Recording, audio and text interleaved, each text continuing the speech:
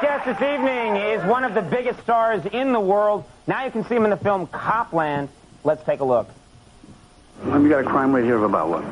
Lowest in northern New Jersey. Yeah, you got Hoboken and Jersey City over here, Newark. Well, we try to do a good job with what we have. With a staff of 3? No, Sheriff. What you got here is a town that scares the out of certain people. Lieutenant, I told you I'm watching. I mean, if you look around, you see none of these people are wearing silk shirts. Their pools are above ground, you know. You know, you raise your family somewhere decent. I guess that's a crime now.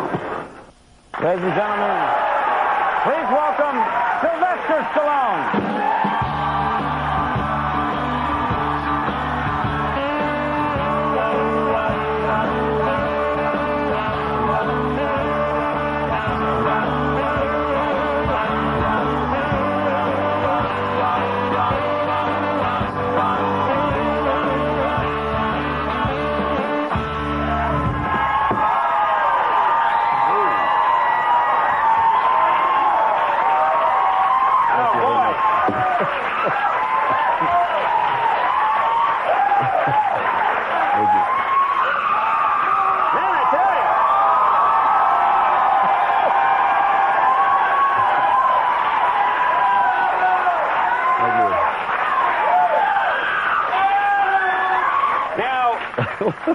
This happens to you when you go into a restaurant, too. Just 20 minutes of that before you get your veal, right? Not really. Usually, you'll have to wait. No. This is, first of all, thanks very much for coming on the program. A thrill to have you with us. Thank you. And especially because a couple of days ago, Andy and I both went to the premiere of Copland, and it's a really great film. Thank you should be very proud of this movie.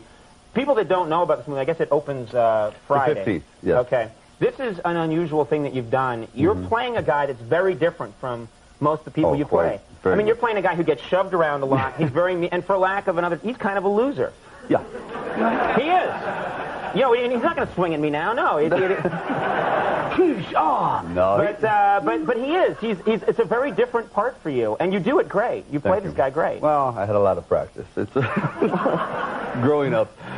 Yeah, it wasn't all you know, green lights and sunglasses. It was quite problematic, but. Actually, he's like a man that you see every day when we take for granted men and women that basically, you know, live in kind of like quiet dignity. They don't make a lot of fuss. They live, they move on, and they don't make a lot of waves in their life. And then all of a sudden, a situation is presented where they have to make a big moral decision, and quite often they're not prepared for it. Well, this is, I think what's interesting about the movie is that I kind of, you know, when you go to see a movie with you in it, you've become such a movie icon that you're Sylvester Stallone in the movie. And in this movie, you play the part so well, you forget that it's Sylvester Stallone, and you start to think of it as just this guy. Thank you. But then again, I'm kind of dumb. No. Then again, I'm not the brightest guy on the block. Have you wanted to do this before, to take this leap? Have there been other roles in the last, you know, couple of years or 10 years where you thought, maybe I'd like to have done that role? Yeah, sure. I mean, I think like Scent of a Woman was a great film. I thought Witness would be fantastic. I could see you in Scent of a Woman. Thank you could have done hoo-ha. You could have done that. Hoo-ha. I could have got that part right. I don't know about the rest of it. I don't know. I'd have gone to see that. For this role, you gained 40 pounds. Did you do it all at once? Did you eat one thing that weighed 40 pounds? One meal? Yeah. You went and bought a chocolate Easter bunny that weighed 40 pounds. How do you do something like that? It sounds like it's a lot of fun, really. It really. I mean, I'm trying to make something very dramatic. You suffer and whatever, but there is something very joyous about letting it all go, because I spent so many years in a gym being somewhat specific about exercise and very disciplined. Now I walk in and say, bring me everything. More! I must have more! And you guys, was it hard for you? I would think there must have been people that saw you and didn't know that you would gain the weight for a role. No, and just saw Sylvester Stallone walking down the street and thought, oh my God, he must be depressed. Well, hide all the sharp things. He's going to take his life any moment here. Right? He's let himself go. It was bad. You hear like fat man walking. I mean, and you know, the truth is, I never was so content with myself, because right away it took away, kind of like, I didn't realize it, but there was an extreme case of narcissism and vanity that comes along when you're always in a gym and you realize that you're primarily known for your exterior. And hey, tell me about it. No,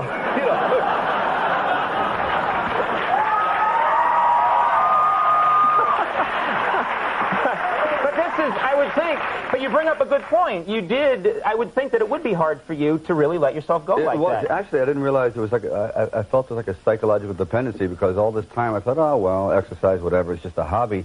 I didn't realize it had become like a psychological format. It was what I was, it was my calling card. You know, you enter a room chest first. And I thought, this is no good after a while. And I thought, my God, it would be great just to play a normal human being. And most people are not. Actually, being in shape is abnormal, if you know what I mean. That's the extreme. Just living a normal life and enjoying the pleasures of life. Right. So you don't have a six-pack. So what? So you drink a six-pack, but you have a six-pack one way or another. You know, it's okay. You know what I mean?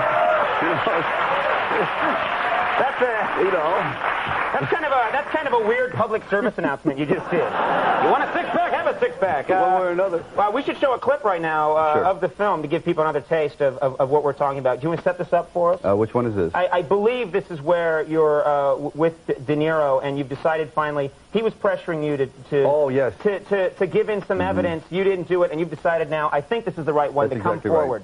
Right.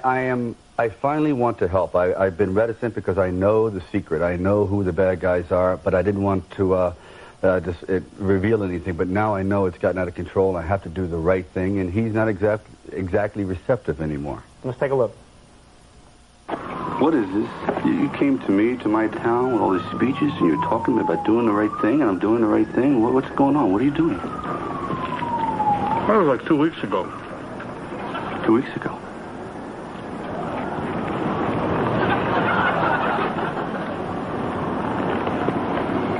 What about Babbage? What about him? What about Donlin? Him too. What about Joey Rendon? He fell off a building. Did you read the papers?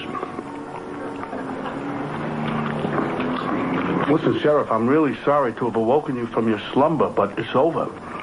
Hands are tied now. You shut me down. No, listen to me. You're IA. That's why I came to you. You can do whatever you want. Remember you came to me and said, you want to be a cop? I'm being a cop now. I'm here. I offered you for some help. I need to do something for you. I need to do this for Listen to me, you deaf.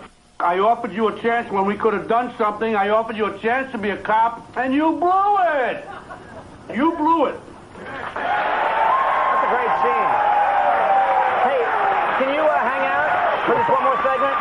We're going to take a quick commercial break, and when we come back, we'll have more with Sylvester Stallone, so stick around.